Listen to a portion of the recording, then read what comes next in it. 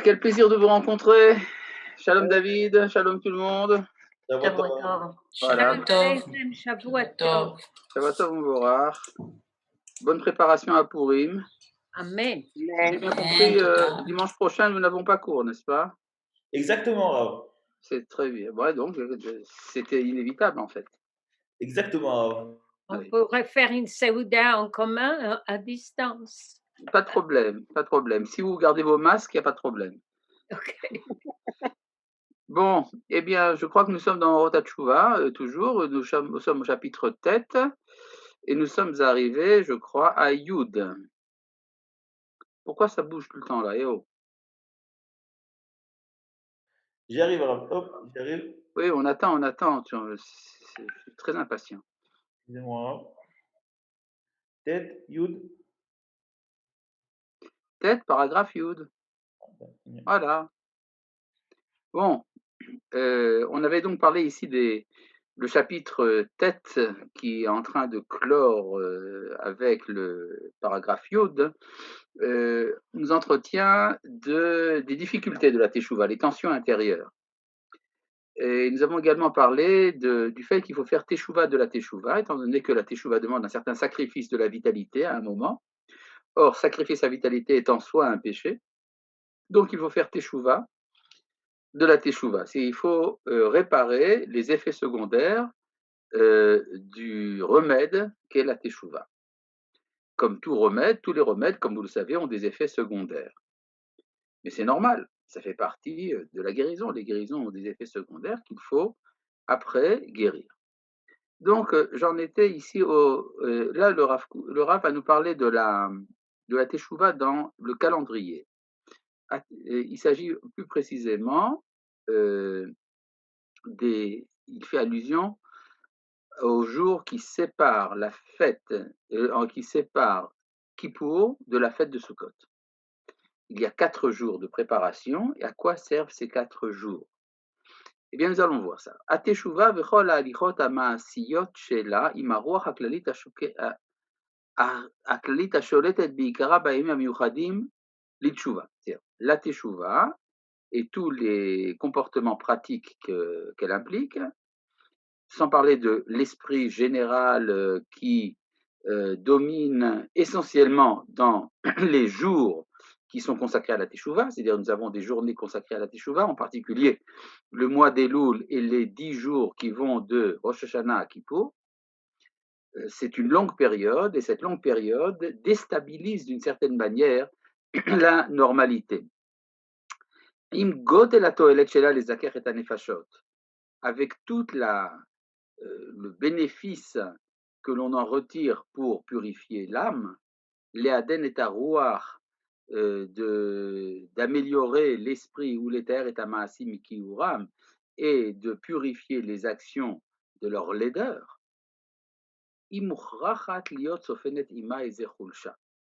obligatoirement entraîne avec elle une certaine faiblesse.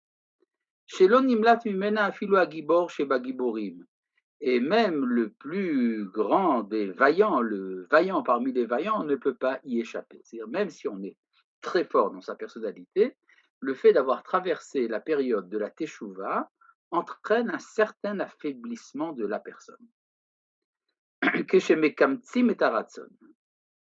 Lorsque l'on réduit la volonté, parce qu'effectivement, avant de faire Teshuvah, je ne donnais aucun frein, je ne mettais aucun frein à ma volonté. Mais à partir du moment où je fais Teshuvah, je freine partiellement ma volonté. Lorsque l'on courbe la puissance de la vie,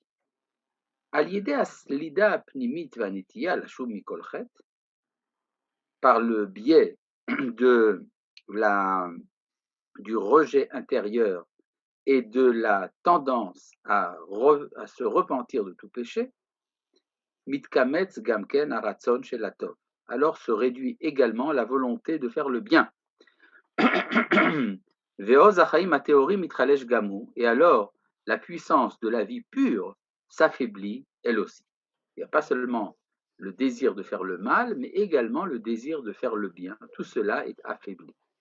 Nimtsa, Ha'adam sovel mitahorato hamusarit chulsha kazot.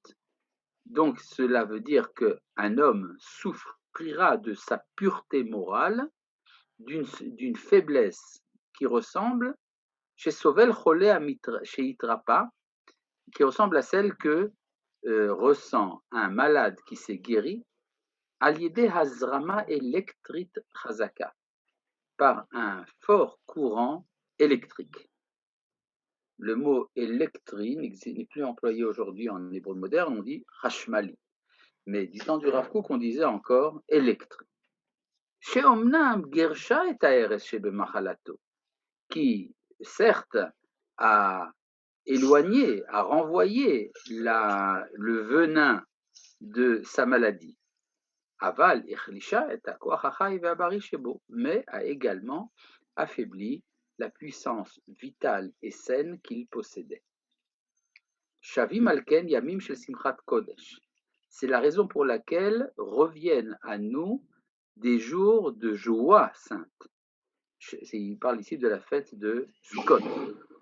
Shel Chedvat Anefesh, de la joie de l'être, les komem et taratzon atov, pour relever la volonté du bien, ve'oz achaim ataor, et la puissance de vie pure. Astiyat teshuva shelema, c'est alors que la teshuva est parfaite. C'est-à-dire que sans la fête de Sukkot, Kippour est insuffisant. Parce que Kippour, avec tout ce que ça nous a fait de bien, ça nous a affaiblis. Donc on a besoin d'un retour de vitalité qui nous est donné par la fête de la joie. La fête de la joie, hein, les 8 jours de Sukkot qui culminent à Simchat Torah. Voilà, nous avons donc fini le 9e chapitre, et donc nous pouvons commencer le 10e. Alors, tout est dans le titre, hein, nous allons voir. Echechiyut ha-teshuvah va-Torah zelazeh bichlalutan uve'ma'alotehen ha'elyonot, la nécessité de la teshuva et de la Torah l'une envers l'autre, dans leur ensemble et dans leur degré suprême. De quoi s'agit-il? La teshuva, c'est un effort de la volonté, ça, tout le monde est d'accord. La Torah, c'est un effort de l'intelligence. Donc, ce n'est pas vraiment la même chose. Quand j'étudie la Torah, j'actionne ma capacité de sagesse. Quand je fais teshuva, j'actionne ma capacité de vouloir. Et donc, a priori, ce sont deux domaines distincts l'un de l'autre. Et ce que le Rav va nous expliquer, c'est que bien que ces domaines soient distants l'un de l'autre, ils sont nécessaires l'un à l'autre. C'est-à-dire, il n'y a pas de teshuva véritable sans Torah, il n'y a pas de Torah véritable sans teshuva. Attention, de quelle Torah parle-t-il? Il ne s'agit pas de n'importe quelle Torah, évidemment c'est important, la Torah à tous ses niveaux est importante, mais il s'agit ici de la Torah suprême. La Torah suprême, ce qu'on appelle les secrets de la Torah. Maaseh Bereshit et Maaseh Merkava, l'œuvre du commencement et l'œuvre du chariot céleste, ce sont ce qu'on appelle les grandes considérations que l'on trouve aussi bien chez les kabbalistes et aussi bien également chez nos grands penseurs non kabbalistes tels que Maïmonide par exemple. En tout cas, il y a des domaines dont l'accès est fermé à celui qui n'a pas fait teshuva. C'est-à-dire, si je n'ai pas véritablement transformé ma volonté, j'ai une sorte d'opacité dans ma personne qui m'empêche de comprendre les secrets de la Torah. De même, je ne peux pas véritablement faire teshuva si je ne suis pas porté par un élan de sagesse. Parce que la motivation de faire teshuva peut être une motivation un peu banale. Par exemple, j'ai entendu dire que lorsqu'on fait les mitzvot, on est heureux. Bon, c'est très bien, mais c'est une motivation qui, tout en étant tout à fait correcte, n'est pas absolument noble. Par contre, si je comprends que si je ne fais pas teshuva, je n'aurai pas accès à la sagesse, alors ma motivation de faire teshuva est beaucoup plus profonde. Et comment est-ce que je sais que je n'ai pas accès à la sagesse? Eh bien, c'est justement en entrant en contact avec la sagesse. J'entre en contact avec la sagesse et brusquement, je ressens une opacité. Donc, je comprends que je n'ai pas fait teshuva comme il faut. Donc, il y a une relation de nécessité, une interdépendance entre, c'est inévitablement interactif, comme vous l'avez si bien dit. Madame Garibaldi. Et donc, il s'agit ici d'une interdépendance de deux domaines de l'être qui sont la Teshuvah et la Torah. La Teshuvah comme effort de la volonté et la Torah comme un effort de l'étude. Eh bien voilà, nous allons, puisque nous avons si bien donné une belle introduction, nous allons rentrer dans le texte lui-même. Teshuvah chez les Aleph, n'est-ce pas? Teshuvah chez les Ma Behemet, Tzrichahi leistaklut Eliona. C'est-à-dire une Teshuvah véritablement entière et parfaite, et véritable, nécessite un regard suprême. En effet, quand je fais Teshuvah, je vois les choses autrement. Ça veut dire quoi? Je vois les choses autrement. Si je suis capable de les voir autrement. C'est comme lorsque vous êtes dans une vallée, vous voyez un certain horizon. Si vous montez sur le haut de la vallée, vous montez sur la montagne, et bien vous voyez un autre paysage. On peut dire que la Teshuvah nous invite à voir un nouveau paysage.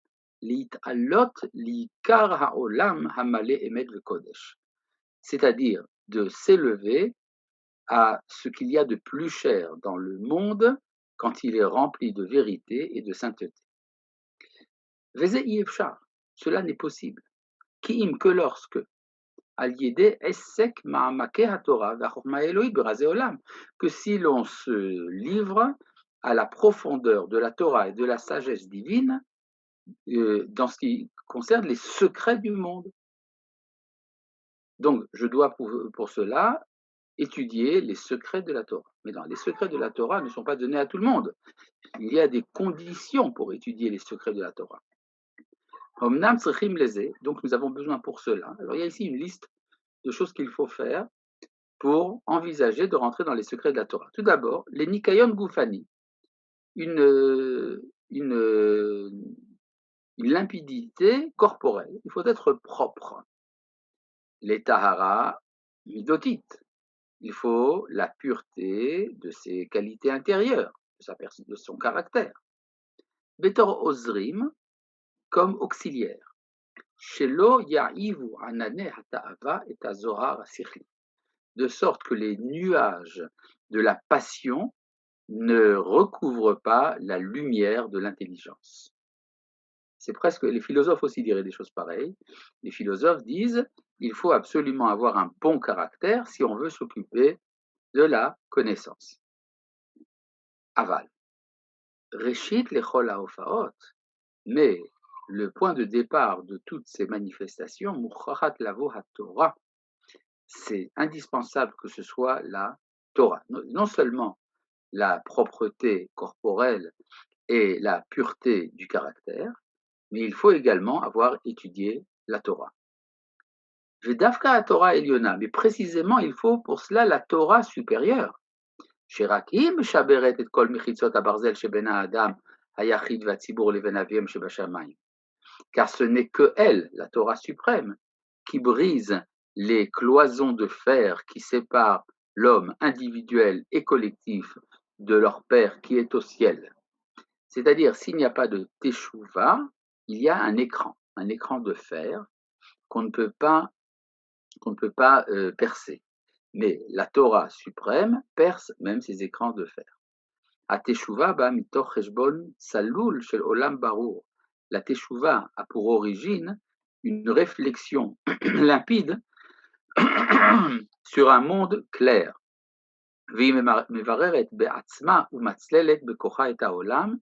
Et c'est elle qui purifie et limpidifie par sa force le monde. Et nous avons donc besoin d'une Torah pure. Oui, David, qu'est-ce qui se passe? La Torah Eliona, on parle de Kabbalah?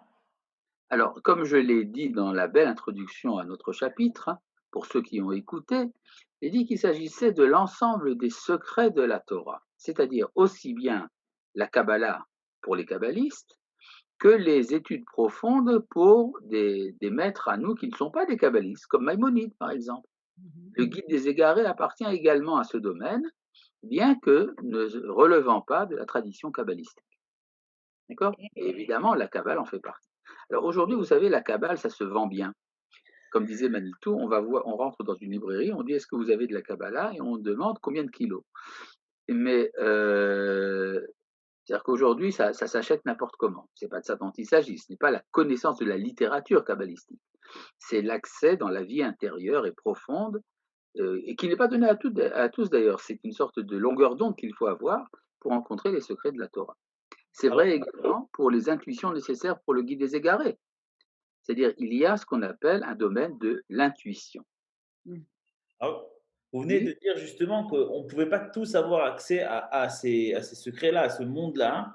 oui, Mais d'un autre côté, si on n'a pas accès à ça, on ne peut pas faire teshuva. oui, c'est vrai. Donc, on ne peut faire une véritable teshuva totale que si on est de ceux qui ont accès à ces secrets. C'est un peu frustrant, je comprends.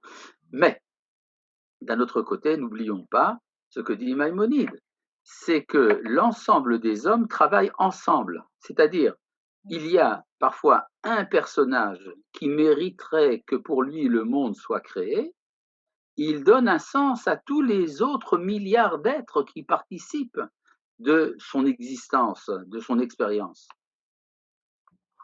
C'est un Oui, peu c'est Parfois, ça se c'est passe aussi ma parfois. question, Rav Cherki. C'est aussi ma question parce que tout à coup, il parle de d'une kiyut gufanit. C'est mouvant que ça s'adresse à une seule personne.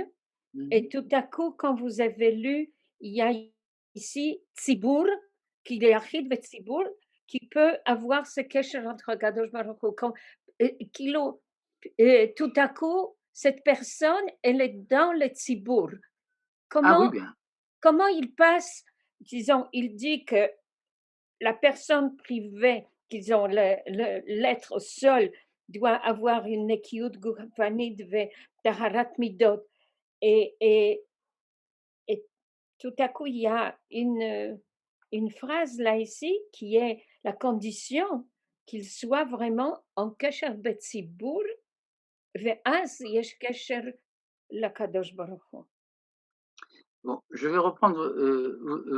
Vous avez certainement remarqué qu'il y a un petit mot que vous avez peut-être sauté, c'est le mot aval. Ah, aval reshit. Voilà, c'est-à-dire, si vous parlez de l'individu, alors il faut pour cela la propreté corporelle et la pureté du caractère. Mais C'est quoi la si propreté corporelle? c'est simplement c'est de faire attention à tout ce qui est nécessaire, aussi bien au niveau du corps tel quel, kipchuto comme on dit, mais également la ponctualité, de l'ordre, ne pas être embrouillé. Toutes ces choses-là, ça fait partie de ce qu'on appelle la propreté corporelle. Et puis après, vous ajoutez à cela les qualités, les midotes. Et tout ça, c'est pour l'individu. Mais après, quand le Raf passe au mot aval, il veut dire que la Torah, elle, nécessite, et c'est elle qui, de haut vers le bas, s'adresse à la collectivité. Ah, Alors, pour revenir donc à la question de David de tout à l'heure, euh, cette participation de ceux qui ne sont pas la personne d'exception, mais qui participent de son existence, c'est quelque chose de très important. Je voudrais vous raconter une histoire que m'a racontée un ami. Il était un jour à un colloque d'intellectuels à Paris. Dans ce colloque des intellectuels juifs, bon, ben, il y avait une pause. Et pour la pause, eh ben, tous les conférenciers, les participants sont allés manger. Et dans le lieu où on donnait à manger, il y avait ni plus ni moins que le professeur Emmanuel Lévinas, qui était un être d'exception, quelqu'un d'extraordinaire. Et il était tout seul à sa table parce que tout le monde avait peur de manger avec lui. Alors quelques jeunes sont venus, ils se sont dit, alors on va l'amuser. Alors ils se sont assis avec lui, il était tout content. Il est tout content de pouvoir parler de choses tout à fait banales, comme par exemple, les pâtes sont dégueulasses, ça manque de sel, quand est-ce qu'on amène le dessert, etc. D'accord? C'est-à-dire, ça peut être important pour un être d'exception de participer à des expériences qu'il n'est pas par lui-même capable d'initier. Donc, c'est très important. Donc, si vous avez quelqu'un que vous considérez comme étant un être d'exception, vous voulez participer de sa vie spirituelle, eh bien, amenez-lui une pomme à l'interro. Voilà. Bon, on peut continuer. Ah bon, on va continuer. On est arrivé à Bet. Siman Tov Litchouva Meoula. Un bon signe qu'on a fait une teshuva de qualité. Korat Ruach Penimit, une tranquillité intérieure. Ve'arat Asechel Be'asagot Elionot, l'illumination de l'intelligence dans l'accès à de grandes compréhensions. Behirat Hatsiyur, la clarté de la représentation. Ve'izuz HaKodesh, le renforcement de sainteté, Shel Taharat Koach HaMedame, qui s'associe à la pureté de l'imagination. Amalbish et Havana Ha'elyona, qui est l'enveloppe de l'entendement suprême. Akolelet et Kol Orchot HaChaim Kulam, ce qui implique en fait tous les cheminements de la vie, tous. C'est-à-dire, qu'est-ce que nous dit ici le Rav Kook? Si on a fait une bonne teshuva, alors on sent également une certaine clarté. Souvent, on peut imaginer que la teshuva implique une sorte d'ivresse. Mais le Rav Kook nous dit, bon, l'ivresse, c'est bien parce que ça signifie qu'on est en train de se libérer de charges, de méchanceté qu'on a en soi, etc. Mais quand on arrive au sommet de la teshuva, alors on est comme au sommet d'une montagne. Or, au sommet d'une montagne, il n'y a pas de nuages. C'est là que le ciel est clair. De quel ciel parle le Rav Kook? Eh bien, il parle ici du ciel de l'intelligence. C'est un signe que la teshuva est une teshuva véritable. Grave. Oui. Je suis désolé, je reviens un petit peu en arrière. Mais vas-y. Parle sans Ça crainte. veut dire que les personnes qui n'ont pas accès à cette teshuva-là, qui vont aider ces personnes à arriver à cette teshuva-là, eux ne vont jamais avoir accès Mais à ça. non, mais pas du tout. Alors là, dans ce cas-là, c'est parce que je voulais dire, mais non, pas du tout. Au contraire, la participation fait que se crée un lien organique. C'est-à-dire, ce qui se passe chez la personne exceptionnelle, ça se passe en moi aussi. C'est-à-dire, c'est pas simplement une aide technique. Il y a une sorte de fusion de l'identité. C'est comme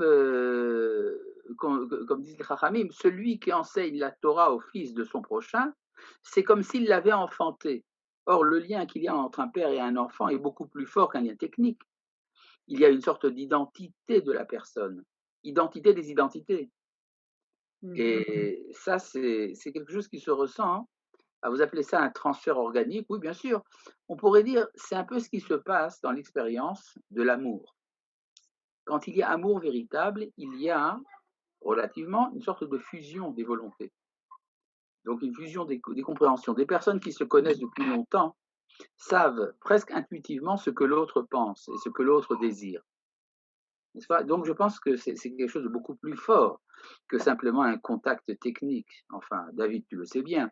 Je pense que tu n'as posé la question que pour que je sois plus explicite. En fait, tu le savais très bien. Bon. Et bien, puisque c'est comme ça, nous allons continuer et nous allons arriver au paragraphe Bet Echad. Vous avez pas ça dans votre... Ah, tiens donc. Il y a ici chez moi 2 paragraphes qui n'ont pas été reproduits dans l'édition que vous avez devant les yeux. Or, je ne peux pas, c'est pas parce que vous n'avez pas le texte que je dois sauter moi aussi ces paragraphes. Alors, je vais vous les enseigner malgré tout. De toute manière, ils sont très courts. Ça fait en tout 5 lignes. 3 lignes pour le premier paragraphe, 2 lignes pour le deuxième, qui vous manquent. Et je vous fais un cadeau. C'est simplement, c'est dans cette édition-là, la jaune. D'accord? Qu'est-ce que vous avez là, madame? Ah non, là je ne suis pas sûr que vous l'avez, dans l'édition du Mossad Harav Kook. Je pense ici à l'édition de la Yeshiva Oretzion. Bon, enfin, toujours est-il, je vais vous le lire. C'est parce qu'il y a ici un concept important dans la pensée du Rav Kook, ce qu'on appelle des pensées longues. Il y a des pensées courtes et des pensées longues. Marshavot Ktsarot et Marshavot Arukot. C'est quoi une pensée longue? C'est une pensée qui voit loin. Ça veut dire quoi une pensée qui voit loin?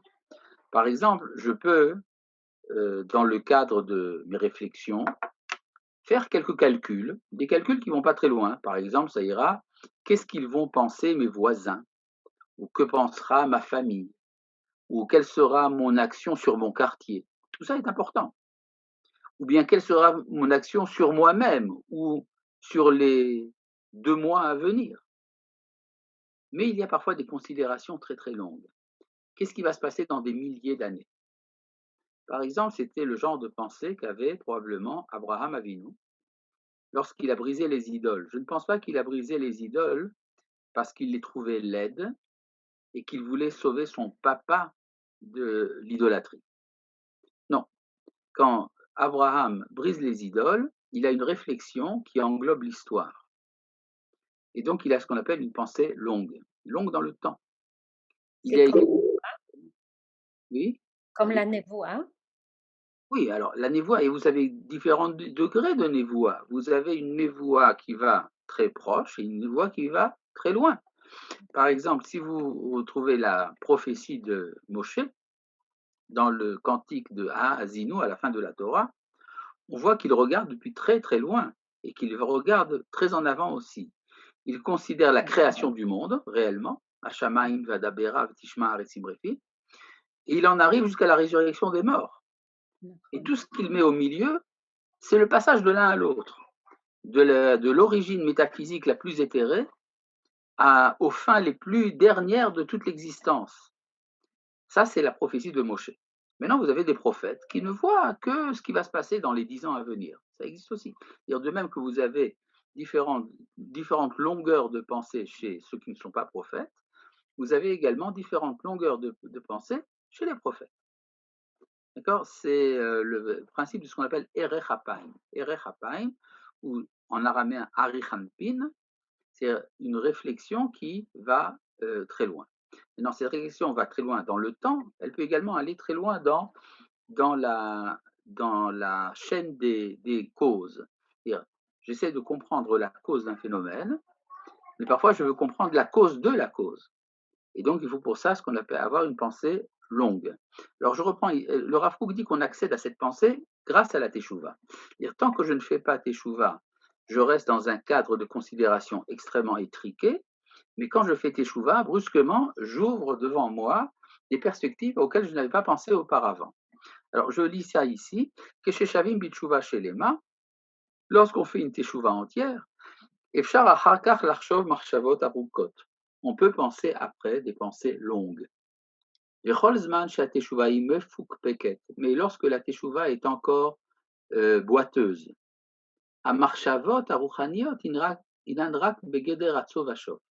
alors les pensées spirituelles ne sont que des petits pas en avant et en arrière. Be'arot ktanot ou mupsakot, avec des éveils petits et interrompus. Ça, c'est donc pour le premier paragraphe que vous n'avez pas. Le deuxième paragraphe que vous n'avez pas, c'est le suivant. Mi shezoche litchouva me ahava, celui qui mérite une teshuva par amour, c'est-à-dire la teshuva, on avait dit par la connaissance, zoche leolam aroch, hérite d'un monde long. Et on dit olam shekulo shabbat. Ou marchevotav naasot arukot ou meleot inyanim naalim, ses pensées deviennent longues et pleines de sujets suprêmes. Voilà. Donc, je vous ai donné ici les 2 paragraphes qui vous manquaient dans votre édition, et nous continuons directement sur Gimel. Erech Apaim, ça s'écrit comme ça? Non. Gimel. Kol chet hu monea et yishuv hada'at. C'est un peu long au passage. Quand on m'a demandé si ça s'écrit comme ça et que j'ai répondu non, pourquoi est-ce que je n'ai pas dit comment ça s'écrit? Parce qu'on ne me l'a pas demandé. Bon, Gimel. Kol chet. Alors on le demande maintenant. Ah, d'accord. Ben non, ça s'écrit avec un Aleph au lieu d'un Aïn. Voilà. Ok, merci. Je vous en prie, c'est un plaisir. Ouais. Ah, dans le livre de Chagai Lomdin, on trouve ces livres, on trouve ces passages. C'est très très bien, c'est très très bien. Je suis heureux pour vous. Bon, donc Gimel. Kol chet hu monea et yishuv hada'at hanidrash le'harat razeh olam. Tout péché empêche la tranquillité qualité d'esprit qui est nécessaire pour l'illumination des secrets du monde. C'est-à-dire, vous ne pouvez pas étudier les secrets de la Torah, les secrets du monde, si vous avez des péchés qui vous entachent. Ateshuva hipotachat pitre bina, leshem shiba alide habina. La teshuva ouvre les orifices de l'entendement, de même qu'elle est causée par l'entendement. C'est-à-dire, il y a ici une sorte de feedback. C'est-à-dire, pour faire teshuva, il faut s'ouvrir à des compréhensions qu'on n'avait pas auparavant, et en faisant teshuva, ça ouvre encore plus la compréhension. C'est-à-dire, c'est la bina qui entraîne la teshuva, et la teshuva élargit la bina. C'est ça, donc les péchés empêchent l'illumination des secrets de la Torah. Et c'est un thème d'ailleurs qui est développé par le Rav Kook très longuement dans le Orot HaKodesh, dans la troisième partie du Orot HaKodesh, dans lequel le Rav Kook explique la différence qu'il y a entre les philosophes et la Torah pour ce qui est de la relation entre le bien et la sagesse. C'est-à-dire que les philosophes ont dit, les bons philosophes de l'Antiquité ont dit qu'il fallait être un homme de bien, ce qu'on appelle l'éthique. Par exemple, l'éthique d'Aristote est bien connue, et pour Aristote, quand on s'acquitte des exigences de l'éthique, eh bien, on arrive également à la connaissance. Bon, c'est très joli, mais dit le Rav Kook, pour Aristote et pour les philosophes en général, l'éthique n'est qu'un moyen, mais ce n'est pas quelque chose qui est organiquement lié à la sagesse. C'est-à-dire que si je suis suprêmement intelligent, même si j'ai quelques défauts dans les midotes, je pourrais accéder à la vérité. Tandis que du point de vue du regard de la Torah, s'il y a un manque dans les midotes, il est inévitable que je fasse des erreurs au niveau de la connaissance. C'est-à-dire qu'il y a un lien direct entre la morale et la sagesse. Ce que le Rav Kook appelle en hébreu Achdut hamussar ve'achorma, l'unité de la morale et de la sagesse. Pourquoi j'ai parlé de tout ça? Ah oui, bien simplement pour expliquer ce qu'on vient de lire dans Gimel. Nous allons donc passer maintenant à Dalet. Dalet, c'est un paragraphe un peu plus long, qui est un élargissement de l'idée que nous avons développée dans Gimel.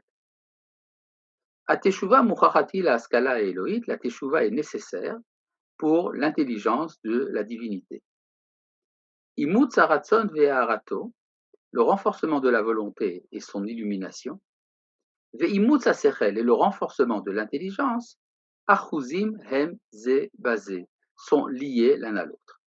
Si vous vous rappelez, on avait dit, quand on avait étudié le titre du chapitre, nous avons vu que la teshuva est un acte, un effort de la volonté, tandis que l'étude, et en particulier la connaissance de Dieu, est un effort de la sagesse, mais c'est lié l'un à l'autre. Surtout quand on parle d'une pensée qui revient à l'origine. Tout ce qui est dans l'origine est lié. Vas-y, David. Comment est-ce qu'on peut comprendre Akadosh Baruch Hu avec le Sechel? Comment est-ce qu'on peut comprendre Akadosh Baruch Hu avec le Sechel? Alors, je voudrais rappeler ici une très belle phrase de Maïmonide dans le 5e chapitre des Shmoné Prakim. Maïmonide dit que le but de l'existence, c'est la connaissance de Dieu autant que l'homme en est capable. Ce rajout est très important, autant que l'homme en est capable. Kefi yecholet ha'adam l'asigota. Et ça veut dire qu'il y a l'intelligence n'est pas, disons, l'intelligence en soi n'est pas la connaissance. L'intelligence est nécessaire pour accéder à la connaissance. Et si je ne me sers pas de l'intelligence, je risque de dire des bêtises. Par exemple, comme les enfants disent que le bon Dieu, il est dans le toit du jardin d'enfants. D'accord? C'est une intuition qui est tout à fait véritable pour un enfant, mais qui en fait ne veut rien dire dans la vérité. C'est-à-dire qu'on a besoin de l'intelligence pour nettoyer le terrain. Mais évidemment, ce n'est pas la fin des choses. C'est-à-dire après, il y a quelque chose qui vient après cette connaissance, après cet effort de l'intelligence. Mais c'est pas risqué d'utiliser le monde de l'imagination en utilisant le Sechel? L'imagination et le sechel, ce sont deux choses tout à fait différentes. C'est-à-dire, l'imagination, c'est ce qui relie des images, tandis que le sechel, l'intelligence, c'est ce qui fait la distinction justement entre les images. C'est-à-dire, il y a une différence entre la capacité analytique et la capacité synthétique. C'est pour ça qu'en général, les scientifiques ne sont pas des artistes et les artistes ne sont pas des scientifiques.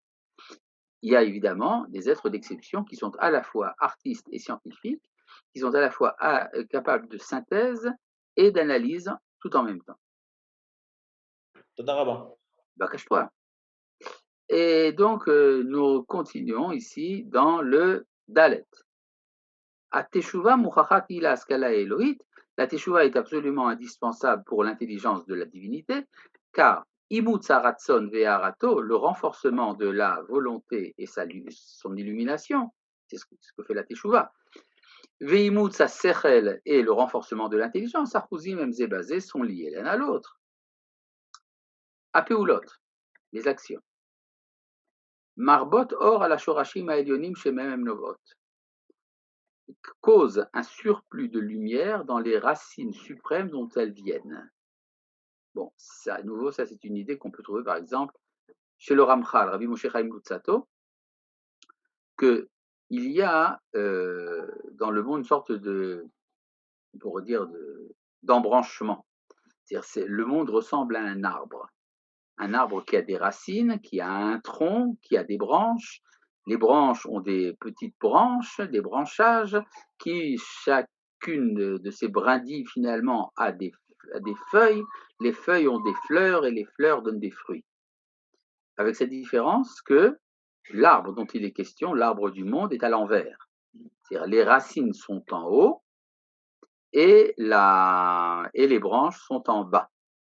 Et nous vivons dans le monde des branches. Mais quand une branche se développe, il y a, c'est une image botanique, il y a une influence rétroactive sur la racine. Il y a un renforcement de la racine grâce au développement de la branche.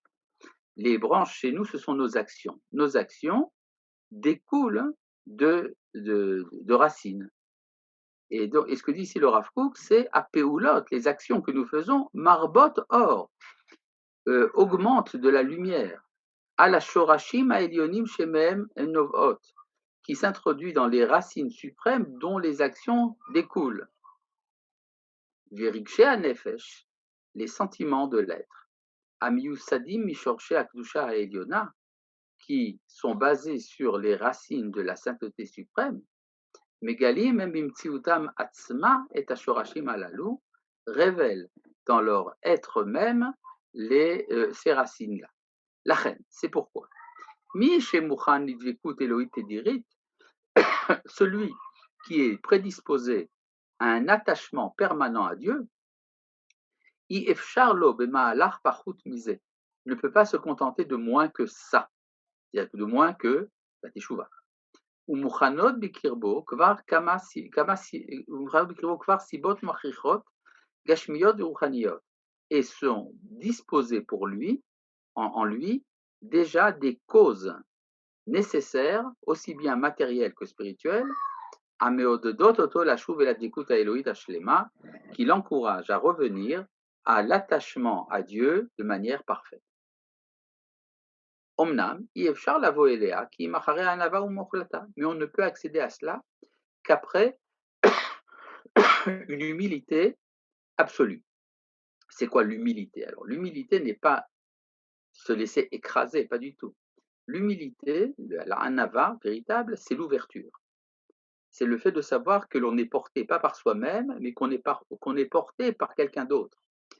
C'est ça, Nava Mukhlata Haba, Mitor Gedulat Nefesh, qui a son origine dans la grandeur de l'âme, Vesimcha Gdola Beor Hashem, et une grande joie au contact de la lumière divine, Sheinotzeret Balev, cette lumière et cette joie sont créées dans le cœur, pardon, Achare Haïdia Atziorit, après la connaissance bien représentée, lorsqu'on comprend que l'idée de s'attacher à Dieu sous toutes ses formes, c'est-à-dire cet attachement sous toutes ses formes, c'est là le bonheur le plus grand de la vie. Vechol ma sheitmale hodo, et plus sa splendeur sera remplie. Vechol ma sheyefoar kepe'er shel da'at veshel godel ruach, c'est-à-dire plus on est illuminé et resplendissant de cette connaissance, shel ma'asim veshel sidre chaim kouim, d'action et de comportement fixe de la vie, shel itpashtut ora tziburit, lorsque s'étend en nous la lumière du klal, c'est-à-dire du public, Veshel gadlut neshama v'taharata, et la grandeur de la neshama et sa pureté, kacha yigdal osher hachaim, ainsi grandira le bonheur de la vie, umimela terdar az asimcha nishmatit, et c'est alors que pénétrera la joie qui a son origine dans l'âme, vadvekut be'atzma tavo lema'alata ha'elyona, et l'attachement lui-même arrivera à son degré suprême, ad shegeut Hashem tigale v'neshama, jusqu'à ce que la grandeur divine se manifeste dans sa neshama, ou mimela inket c'est une vat tzedek shotofeaima, ce qui entraîne une humilité infinie, qui er yitgaye ha'adam be'omdo lifnei mekor kol hashlemut, car comment peut-on s'enorgueillir lorsqu'on est face à l'origine de toute perfection, or en sof ha'elyon, la lumière infinie, suprême, ameroma malkol beraha utila, qui dépasse toute bénédiction et toute louange. Là, j'ai une petite remarque. Et si une personne sent une connexion avec un tzaddik particulier à travers ses livres, est-ce que ce tzaddik aide à la teshuva de cette personne? On peut dire que cet enseignement aide à la teshuva de cette personne, évidemment. C'est ce que pensent par exemple les chassidim de Braslav ou les chassidim de Lubavitch quand ils s'attachent aux enseignements de leur maître. C'est ça qui leur permet de s'élever et de réussir leur teshuva. Voilà. Eh bien, mes chers amis, je pense que nous avons pas mal avancé aujourd'hui et j'espère vous retrouver en bonne santé, non pas la semaine prochaine, mais vous aurez une bonne fête de Purim, mais dans 2 semaines. Oui. Merci beaucoup. Merci, Rav. Est-ce que le Rav Kook a écrit des chansons? Oui. Est-ce que le Rav Kook a écrit une chanson ou des chansons? Des poèmes. Poèmes, chansons. Oui, il en a écrit un paquet énorme. On en parlera d'ailleurs. Où est-ce qu'on peut les retrouver, Rav? Eh ben, il y a plusieurs livres. Il y a par exemple dans Orot HaTshuva à la fin, il y a également un livre qui s'appelle Orot HaRi'iyah. Il y a également Chadarav. Il y a également Nafshi Takshiv Shiro. Ce sont des recueils importants. Ok, super. Voilà. C'est tout. Shalom. Purim Sameach. Purim Sameach. Shalom.